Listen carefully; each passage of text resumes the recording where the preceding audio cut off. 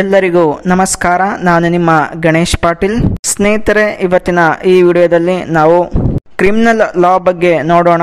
Criminal ಲಾನಲ್ಲಿ Indian penal code ಅಂದರೆ ಏನು, ಮತ್ತೆ ಟಾರ್ಟ್ ಮತ್ತು ಕ್ರೈಮ್ಗಳ ಮಧ್ಯೆ ಇರುವಂತಹ ವ್ಯತ್ಯಾಸವೇನು, ಇಂಡಿಯನ್ ಪೆನಲ್ ಕೋಡ್ನ ಅವಶ್ಯಕತೆ ಏನು ಅನ್ನೋದನ್ನು ನಾವು ತಿಳಿದುಕೊಳ್ಳೋಣ. ಮೊದಲಿಗೆ ಕಾನ್ಸೆಪ್ಟ್ ಆಫ್ ಕ್ರೈಮ್ ಅಂದರೆ ಏನು ನೋಡೋಣ. ಕ್ರೈಮ್ ಅಂದರೆ ಅನ್ಲಾಫುಲ್ ಆಕ್ಟ್, ಅಂದರೆ ಕಾನೂನು ಬಾಹಿರ ಕೆಲಸ ಅಂತೇಳಿ ಅರ್ಥ. ಈ ಥರ ಕಾನೂನು ಬಾಹಿರ ಕೆಲಸಗಳಿಗೆ ಸ್ಟೇಟ್ನಿಂದ ಪನಿಷ್ಮೆಂಟ್ ಆಗುತ್ತೆ. ಲಾನ ಪ್ರಕಾರ ಕ್ರೈಮ್ನ ಡೆಫಿನಿಷನ್ ನೋಡೋದಾದರೆ, a crime or offence is an act harmful not only to some individual or individuals but also to a community, society or the state. So crime is also called as the public wrong. ಇದರ ಅರ್ಥ ಏನು ಅಂದರೆ ಸ್ನೇಹಿತರೆ, crime ಅನ್ನೋದು harmful act ಆಗಿದೆ. ಇದು ಕೇವಲ ಒಬ್ಬ ಇಂಡಿವಿಜುವಲ್ ಅಥವಾ ಕೆಲವು ಇಂಡಿವಿಜುವಲ್ಸ್ಗಳಿಗೆ ಹಾನಿ ಮಾಡೋದಿಲ್ಲ, ಇಡೀ ಕಮ್ಯುನಿಟಿಗೆ, ಸೊಸೈಟಿಗೆ ಮತ್ತು ರಾಜ್ಯಕ್ಕೆ ಹಾನಿ ಮಾಡುವಂತಹ ಕೆಲಸ ಆಗಿದೆ. ಇದನ್ನ ಪಬ್ಲಿಕ್ ರಾಂಗ್ ಅಂತೇಳಿ ಕೂಡ ಕರೆಯುತ್ತಾರೆ. ಇಂತಹ ಕ್ರೈಮ್ಸ್ಗಳನ್ನು ಫಾರ್ಬಿಡನ್ ಮಾಡಲಾಗಿದೆ ಮತ್ತು ಅದಕ್ಕೆ ಪನಿಷ್ಮೆಂಟ್ ಇದೆ ಕಾನೂನಿನಿಂದ. ಉದಾಹರಣೆಗೆ ನೋಡೋದಾದ್ರೆ ಮರ್ಡರ್ ಆಗಲಿ ಅಥವಾ ರೇಪ್ ಆಗಲಿ, ಥೆಫ್ಟ್ ಅಂದರೆ ಕಳ್ಳತನ ಆಗಲಿ, ಇವುಗಳು ಕಾನೂನು ಬಾಹಿರ ಕೆಲಸಗಳು ಮತ್ತು ಇವುಗಳನ್ನು ಮಾಡಿದ್ರೆ ಪನಿಷ್ಮೆಂಟ್ ಇರುತ್ತೆ. ಇಂತಹ ಅಪರಾಧಗಳನ್ನು ಪನಿಷ್ ಮಾಡೋ ಸಲುವಾಗಿ ಅಥವಾ ಫಾರ್ಬಿಡನ್ ಮಾಡೋ ಸಲುವಾಗಿ ನಮ್ಮ ದೇಶದಲ್ಲಿ ಇಂಡಿಯನ್ ಪೆನಲ್ ಕೋಡ್ ಇದೆ. ಈ ಪೆನಲ್ ಕೋಡ್ನ ಆಧಾರದ ಮೇಲೆ ಸರ್ಕಾರಗಳು ಕ್ರೈಮ್ ಆಗೋದಂತೆ ನೋಡಿಕೊಳ್ತವೆ. ಕ್ರೈಮ್ ಆದಮೇಲೆ ಇನ್ವೆಸ್ಟಿಗೇಷನ್ ಮಾಡುವಂಥದ್ದು, ಕೋರ್ಟ್ನಲ್ಲಿ ಟ್ರಯಲ್ ನಡೆಸುವಂಥದ್ದು ಮತ್ತು ಗಿಲ್ಟಿ ಅಂತೇಳಿ ಫೌಂಡ್ ಆದಾಗ ಆ ಕ್ರೈಮ್ನ ನೇಚರ್ನ ಡಿಪೆಂಡ್ ಆಗಿಟ್ಕೊಂಡು ಅವನಿಗೆ ಪನಿಷ್ಮೆಂಟ್ ಮಾಡಲಾಗ್ತದೆ. ಅವನಿಗೆ ಕೆಲವು ವರ್ಷಗಳ ಕಾಲ ಇಂಪ್ರಿಸನ್ಮೆಂಟ್ ಆಗ್ಬೋದು ಮತ್ತು ಕೆಲವು ಕೇಸ್ಗಳಲ್ಲಿ ಲೈಫ್ ಟೈಮ್ ಇಂಪ್ರಿಸನ್ಮೆಂಟ್ ಆಗ್ಬೋದು. ಇನ್ನು ಕೆಲವು ಕೇಸ್ಗಳಲ್ಲಿ ಕ್ಯಾಪಿಟಲ್ ಪನಿಷ್ಮೆಂಟ್ ಅಂದರೆ ಎಕ್ಸಿಕ್ಯೂಷನ್ ಅಂದರೆ ಡೆತ್ ಸೆಂಟೆನ್ಸ್ ಕೂಡ ಕೊಡಬಹುದು. ಸ್ನೇಹಿತರೆ, ಕ್ರೈಮ್ಗಳನ್ನು ಎರಡು ರೀತಿ ಡಿವೈಡ್ ಮಾಡಿದ್ದಾರೆ. ಒಂದು ಆಕ್ಟಸ್ ರಿಯಸ್ ಅಂದರೆ act of doing something criminal. ಇನ್ನೊಂದು mens rea intention to do something criminal. ಮೊದಲು ಆಕ್ಟಸ್ ರಿಯಸ್ ಅಂತಂದ್ರೆ ಇಲ್ಲಿ ವಯೋಲೇಷನ್ ಆಫ್ ಲಾ ಆಗುತ್ತೆ. ಲಾವನ್ನ ವಯೋಲೇಷನ್ ಮಾಡಬೇಕು ಅನ್ನೋ ಇಂಟೆನ್ಷನ್ ಇರೋದಿಲ್ಲ. ಸೆಕೆಂಡ್ ಕೇಸ್ ಮೆನ್ಸ್ ರಿಯಾಗೆ ಬಂದಾಗ ಇಲ್ಲಿ ಇಂಟೆನ್ಷನ್ ಇರುತ್ತೆ, ಗೊತ್ತಿರುವ ಲಾ ಅನ್ನ ವಯೋಲೇಷನ್ ಮಾಡ್ತಾರೆ. ಅಲ್ಲಿ ಇನ್ನೊಂದು ಉದಾಹರಣೆಗೆ ಟಾರ್ಟ್ಸ್ ಅಂದ್ರೆ ಪ್ರೈವೇಟ್ ಲಾಗಳಿಗೆ ಬಂದಾಗ ಅಲ್ಲಿ ಬ್ರೀಚಸ್ ಆಫ್ ಕಾಂಟ್ರಾಕ್ಟ್ ಆದಾಗ ನೇರವಾಗಿ ಇವುಗಳಿಗೆ ಪನಿಷ್ಮೆಂಟು ಆ ಸ್ಟೇಟ್ ಇಂದ ಕೊಡೋದಿಕ್ಕಾಗೋದಿಲ್ಲ. ಇವುಗಳನ್ನ ಸಿವಿಲ್ ಕೋರ್ಟ್ ನಲ್ಲಿ ತನಿಖೆ ಮಾಡಲಾಗ್ತದೆ, ಟ್ರಯಲ್ ಮಾಡಲಾಗ್ತದೆ. ಸ್ನೇಹಿತರೆ, ಇದಿಷ್ಟು ಒಂದು ಕ್ರೈಮ್ನ ಬಗ್ಗೆ ಇರುವಂತಹ ಒಂದು ಕಾನ್ಸೆಪ್ಟು. ನೆಕ್ಸ್ಟ್ ನಾವು ಟಾರ್ಟ್ ನಾಗರಿಕ ಅಪರಾಧ, ಕ್ರೈಮ್ ಇವುಗಳ ಒಂದು ಡಿಫ್ರೆನ್ಸ್ ಅನ್ನ ನೋಡೋಣ. ಮೊದಲಿಗೆ ಟಾರ್ಟ್ಗಳನ್ನ ಸಿವಿಲ್ ಕೋರ್ಟ್ ನಲ್ಲಿ ಟ್ರಯಲ್ ಮಾಡ್ತಾರೆ, ಕ್ರೈಮ್ಗಳನ್ನ ಕ್ರಿಮಿನಲ್ ಕೋರ್ಟ್ ನಲ್ಲಿ ಟ್ರಯಲ್ ಮಾಡ್ತಾರೆ. ಟಾರ್ಟ್ ನಲ್ಲಿ ಸೆಕೆಂಡ್ ಪಾಯಿಂಟು, ಟಾರ್ಟ್ ಕಮಿಟ್ ಮಾಡಿದಂತಹ ಪರ್ಸನ್ಗೆ ಟಾರ್ಟ್ ಫೀಸರ್ ಅಂತೇಳಿ ಕರೀತಾರೆ. ಕ್ರೈಮ್ ನಲ್ಲಿ ಅವನಿಗೆ ಕ್ರಿಮಿನಲ್ ಅಥವಾ ಅಫೆಂಡರ್ ಅಂತೇಳಿ ಕರೀತಾರೆ. ಟಾರ್ಟ್ ನಲ್ಲಿ ಥರ್ಡ್ ಪಾಯಿಂಟು, ಅವನು ಮಾಡಿದಂತಹ ಅಪರಾಧಕ್ಕೆ ರೆಮಿಡಿ ಏನು ಅಂದಾಗ ಏನು ಡ್ಯಾಮೇಜಸ್ ಅನ್ಲಿಕ್ವಿಡೇಟೆಡ್ ಡ್ಯಾಮೇಜಸ್ ಆಗಲಿ ಲಿಕ್ವಿಡೇಟೆಡ್ ಡ್ಯಾಮೇಜಸ್ ಆಗಲಿ ಆಗಿರ್ತದೆ ಅದನ್ನ ಕಂಪೆನ್ಸೇಷನ್ ಕೊಡುವಂತ ಕೆಲಸ ಆಗುತ್ತೆ. ಕ್ರೈಮಿಗೆ ಬಂದಾಗ ಇಲ್ಲಿ ಅಫೆಂಡರ್ಗೆ ಪನಿಷ್ಮೆಂಟ್ ಆಗುತ್ತೆ, ಇಂಪ್ರಿಸನ್ಮೆಂಟ್ ಆಗ್ಬೋದು ಅಥವಾ ಕ್ಯಾಪಿಟಲ್ ಪನಿಷ್ಮೆಂಟ್ ಆಗ್ಬೋದು. ನೆಕ್ಸ್ಟ್ ಟಾರ್ಟ್ ನಲ್ಲಿ fourth point, tort is a compoundable ಅಂತಂದ್ರೆ ಕೇಸನ್ನ ವಾಪಸ್ ತಗೊಳ್ಬಹುದು. ಕ್ರೈಮ್ ನಲ್ಲಿ ಬಂದಾಗ ಒಂದು ಸಲ ಕೇಸ್ ಫೈಲ್ ಆದ್ರೆ FIR ಆದ್ರೆ ವಾಪಸ್ ತಗೊಳ್ಳೋದಕ್ಕೆ ಬರೋದಿಲ್ಲ. ಆದರೆ ಸೆಕ್ಷನ್ 320 ನಲ್ಲಿ ಬರುವಂತಹ ಕೆಲವೊಂದು ಅಪರಾಧಗಳಿಗೆ ಕಂಪೌಂಡೇಬಲ್ ಅಂದ್ರೆ ಕೇಸ್ ವಾಪಸ್ ತಗೊಳ್ಬಹುದು. ಸ್ನೇಹಿತರೆ, ಇದು ಟಾರ್ಟ್ ಮತ್ತು ಕ್ರೈಮ್ನ ಮಧ್ಯೆ ಇರುವಂತಹ ವ್ಯತ್ಯಾಸ. ನೆಕ್ಸ್ಟ್ ಈಗ ಇಂಡಿಯನ್ ಪೆನಲ್ ಕೋಡ್ ಹೇಗೆ ಎವಲ್ಯೂಷನ್ ಆಗ್ತು, ಹೇಗೆ ಅದು ಡಿಸ್ಕವರ್ ಆಯಿತು ಅಂದಾಗ, ನಮ್ಮ ದೇಶದಲ್ಲಿ 19th ಸೆಂಚುರಿ ಟೈಮಲ್ಲಿ ಬ್ರಿಟಿಷರ ಆಳ್ವಿಕೆ ಇರುತ್ತೆ. ಆ ಸಮಯದಲ್ಲಿ ಚಾರ್ಟರ್ ಆಕ್ಟ್ ಆಫ್ 1833 ಜಾರಿಗೆಯಲ್ಲಿರ್ತದೆ.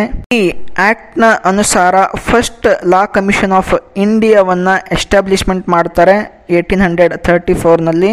ಈ ಕಮಿಷನ್ ನ ಕೆಲಸ ಏನು ಅಂತಂದ್ರೆ, ದೇಶದಲ್ಲಿ ಅಥವಾ ಅವರ ಬ್ರಿಟಿಷರ ಆಳ್ವಿಕೆಯಲ್ಲಿ ಅವರ ಆಳ್ವಿಕೆಯ ಪ್ರದೇಶಗಳಲ್ಲಿ ಯಾವುದಾದ್ರೂ ಅಪರಾಧಗಳನ್ನು ನಡೆದಾಗ ಅವುಗಳಿಗೆ ಸಿಗುವಂಥ ಪನಿಷ್ಮೆಂಟ್ ಯಾವ ರೀತಿ ಇರಬೇಕು, ಯಾವ ರೀತಿಯ ನೇಚರ್ನಲ್ಲಿ ಇರಬೇಕು ಅನ್ನೋದನ್ನು ಕೋಡಿಫೈಡ್ ಮಾಡುವಂಥ ಕೆಲಸ ನಡೆಯುತ್ತೆ. ಈ ಕಮಿಷನ್ನ ಹೆಡ್ಡು ಅಥವಾ ಚೇರ್ಮನು ಥಾಮಸ್ ಬ್ಯಾಬಿಂಗ್ಟನ್ ಮೆಕಾಲೆ ಇರ್ತಾರೆ.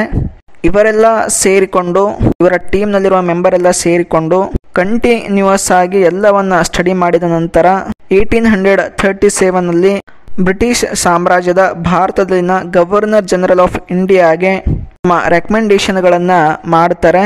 ನಂತರ ಅದರಲ್ಲಿ ಅಮೆಂಡ್ಮೆಂಟ್ಸ್ಗಳು ಆಗ್ತಾ ಚೇಂಜಸ್ಗಳು ಆಗ್ತಾ 1816ನಲ್ಲಿ ಅದು ಇಂಡಿಯನ್ ಪೆನಲ್ ಕೋಡ್ ಆಗಿ ಬ್ರಿಟಿಷರಿಂದ ಅಡಾಪ್ಟ್ ಮಾಡಿಕೊಳ್ಳಲಾಗ್ತದೆ. ಅದನ್ನು ನಮ್ಮ ಭಾರತದಲ್ಲಿ 1 ಜನವರಿ 1862 ರಂದು ಆಪರೇಷನ್ಗೆ ಒಳಪಡಿಸ್ತಾರೆ. ಇಂದು ಕೂಡ ನಾವು ಅದರಲ್ಲೇ ಕೆಲವೊಂದು ಚೇಂಜಸ್ಗಳನ್ನು ಮಾಡಿಕೊಂಡು ಇಂದು ಕೂಡ ಬ್ರಿಟಿಷರು ರಚಿಸಿದಂತಹ ಇಂಡಿಯನ್ ಪೆನಲ್ ಕೋಡ್ಗಳನ್ನೇ ಕ್ರೈಮ್ ಕೇಸ್ಗಳಲ್ಲಿ ಜಡ್ಜ್ಮೆಂಟ್ ಕೊಡಬೇಕು ಅಂದಾಗ ಅದನ್ನು ಬಳಸ್ತಾ ಇದ್ದೀವಿ. ಹೀಗೆ ನಮ್ಮ ದೇಶದಲ್ಲಿ ಬಳಕೆಯಲ್ಲಿರುವ ಇಂಡಿಯನ್ ಪೆನಲ್ ಕೋಡು ಡಿಸ್ಕವರ್ ಆಗ್ತು. ನೆಕ್ಸ್ಟ್ ಸ್ನೇಹಿತರೆ, ಈಗ IPCಯಲ್ಲಿ IPCಯ ಶಾಲಿಯಂಟ್ ಫೀಚರ್ಸ್ಗಳನ್ನು ನೋಡೋಣ. ಇದರ ಉದ್ದೇಶ ಏನಾಗಿತ್ತು ಅಂತಂದ್ರೆ, ದೇಶಕ್ಕೆ ಒಂದು ಜನರಲ್ ಪೆನಲ್ ಕೋಡ್ ಕೊಡುವಂಥದ್ದಾಗಿತ್ತು. ದೇಶದಲ್ಲಿ ಈ ಕಾನೂನು ಬಾಹಿರ ಅಪರಾಧಗಳಿಗೆ ಶಿಕ್ಷೆ ಕೊಡುವಂತಹ, ಈ ಅಪರಾಧಗಳನ್ನು ತಪ್ಪಿಸುವಂತಹ ಉದ್ದೇಶ ಇಂಡಿಯನ್ ಪೆನಲ್ ಕೋಡ್ ಆಗಿದೆ.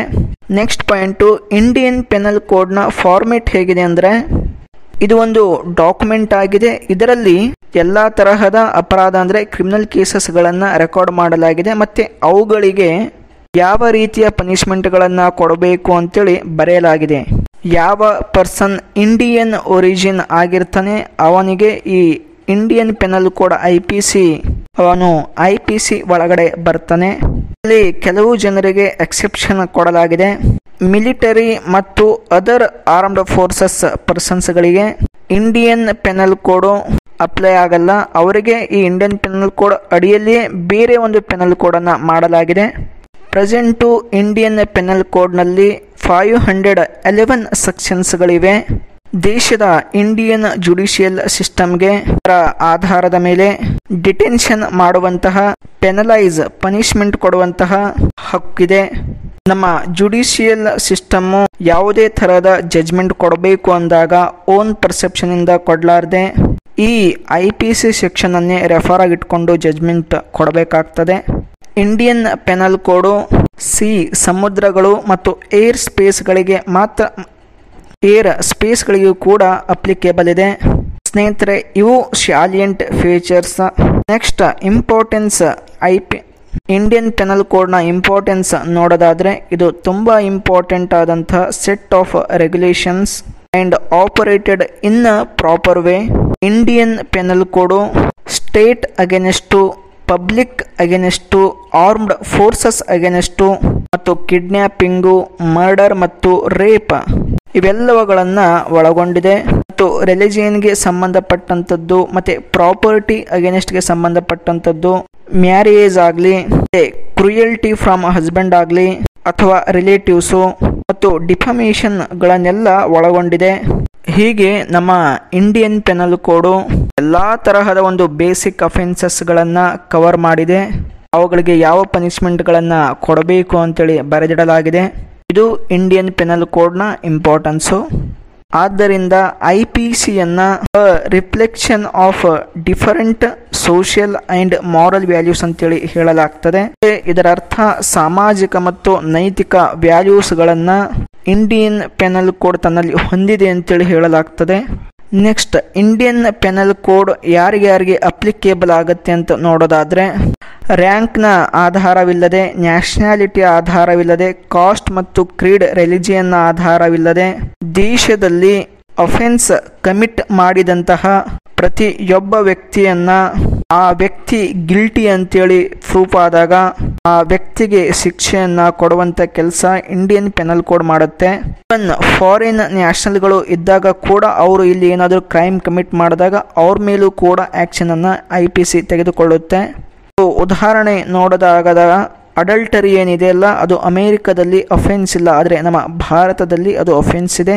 ನಮ್ಮ ದೇಶದಲ್ಲಿ ಯಾರಾದರೂ ಫಾರಿನ್ಸ್ ಆಗಲಿ ಅಥವಾ ಇಂಡಿಯಾದಾಗಲಿ ಅಡಲ್ಟರಿ ಮಾಡಿದ್ರೆ ಅವ್ರ ಮೇಲೆ ಅವರಿಗೆ ಪನಿಷ್ಮೆಂಟ್ ಇರುತ್ತೆ. ಸೆಕ್ಷನ್ 497 ಪ್ರಕಾರ ಅವರಿಗೆ ಪನಿಷ್ಮೆಂಟ್ ಮಾಡಲಾಗ್ತದೆ. IPCಯಲ್ಲಿ ಕೆಲವೊಂದು ಎಕ್ಸೆಪ್ಷನ್ಸ್ಗಳು ಕೂಡ ಇದ್ದಾವೆ. ಇದು ಬೇರೆ ದೇಶದ ನಾಗರಿಕರವರಿಗೆ ಅಪ್ಲೈ ಆಗೋದಿಲ್ಲ. ಎಲ್ಲಿವರೆಗೆ ಅಂತಂದರೆ ಅವರು ನಮ್ಮ ದೇಶದಲ್ಲಿ ಕ್ರೈಮ್ ಎಲ್ಲಿವರೆಗೂ ಮಾಡೋದಿಲ್ಲ, ಅವರಿಗೆ ಇದು IPC ಅಲ್ಲಿವರೆಗೆ ಅಪ್ಲೈ ಆಗೋದಿಲ್ಲ. ಮತ್ತು ಅಂಬಾಸಿಡರ್ಗಳೇನಿರ್ತಾರೆ ಅವ್ರಿಗೂ ಕೂಡ ಅಪ್ಲಿಕೇಬಲ್ ಇಲ್ಲ. ಅಲೀನ್ ಎನಿಮೀಸ್ ಏನು ದೇಶದ್ರೋಹಿಗಳಿರ್ತಾರೆ ಅವ್ರಿಗೂ ಕೂಡ ಅಪ್ಲೈ ಆಗಲ್ಲ.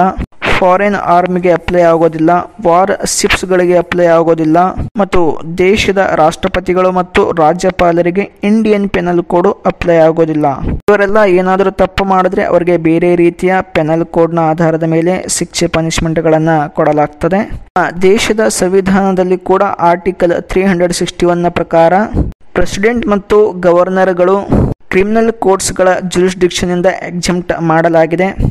ಟೆರಿಟೋರಿಯಲ್ ಜುರಿಸ್ಡಿಕ್ಷನ್ ಅಲ್ಲಿ ನೋಡೋದಾದ್ರೆ ನಮ್ಮ ದೇಶದ ಲ್ಯಾಂಡ್ ಆಗಲಿ, ಸಿ ಆಗಲಿ ಮತ್ತು ಏರ್ ಸ್ಪೇಸ್ಗಳಾಗಲಿ ಇವುಗಳ ಅಡಿಯಲ್ಲಿ ಇದರ ಗಡಿಯ ಒಳಗಡೆ ಯಾವ ವ್ಯಕ್ತಿಯ ಆಗಲಿ ಅಪರಾಧಗಳನ್ನು ಮಾಡಿದ್ರೆ ಅವನ ಮೇಲೆ ಇಂಡಿಯನ್ ಪೆನಲ್ ಕೋಡ್ ಅಪ್ಲೈ ಆಗುತ್ತೆ. ದೇಶದಲ್ಲಿ ಜಮ್ಮು ಕಾಶ್ಮೀರ ರಾಜ್ಯವನ್ನ ಬಿಟ್ಟು ಇಡೀ ಭಾರತದಲ್ಲಿ ಇಂಡಿಯನ್ ಪೆನಲ್ ಕೋಡ್ ಅಪ್ಲೈ ಆಗುತ್ತೆ. IPCಯಲ್ಲಿ 23 ಚಾಪ್ಟರ್ಸು 511 ಸೆಕ್ಷನ್ಸ್ಗಳಿವೆ. ಜನವರಿ 1, 1860 ಇದನ್ನು ಎಫೆಕ್ಟ್ ಆಪರೇಷನ್ಗೆ ತರಲಾಗ್ತದೆ. ಜಮ್ಮು ಕಾಶ್ಮೀರದಲ್ಲಿ ರಣಬೀರ್ ಪೆನಲ್ ಕೋಡ್ ಅನ್ನೋದು ಅಪ್ಲಿಕೇಬಲ್ ಇದೆ. ಸ್ನೇಹಿತರೆ, ಇದಿಷ್ಟು ಒಂದು IPCಯ ಬಗ್ಗೆ ಮಾಹಿತಿ. ನೆಕ್ಸ್ಟ್ ವಿಡಿಯೋದಲ್ಲಿ ನಾವು ಕ್ರಿಮಿನಲ್ ಲಿಯಾಬಿಲಿಟಿಯಲ್ಲಿ ಬರುವ ಕೆಲವೊಂದು ಎಲಿಮೆಂಟ್ಸ್ಗಳನ್ನು ನೋಡೋಣ. ಶರಣಾರ್ಥಿ.